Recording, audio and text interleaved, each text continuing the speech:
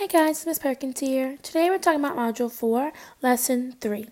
In this lesson, we're talking about being able to interpret two-digit numbers as either tens and some ones or as all ones.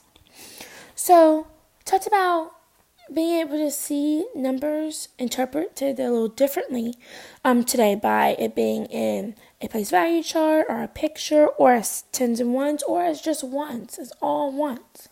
So, this is something that they have to be able to look at a picture or another representation of a number and being able to say what that number is.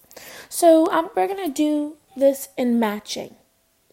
So looking at this, there's 4 tens, 0 ones. Well, we can see because it's the place value chart that this number is 40. The place value chart basically tells us the number.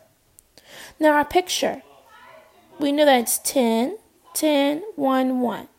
So this is 2 tens and 2 ones. So 10, 20, 21, 22.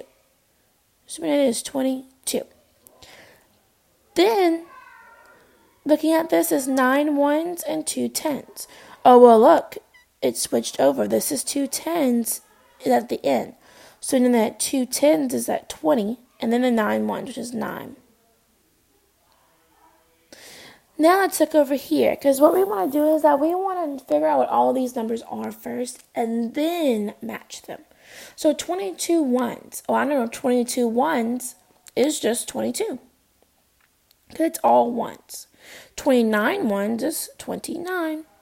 Now let's look at this. Our picture is 10. So 10, 20, 30, 40. Up, it's 40. So now you have to just match the numbers. This 40 in the place value chart and this 40 in the picture, they match. They're the same number. This 4 in the picture and this 22 in the picture and this 22 ones is a match. This 29 of all ones and this 9 ones and 2 tens is also 29. So these all made a match to a number that was the exact same, but it was interpreted a little differently to show that number.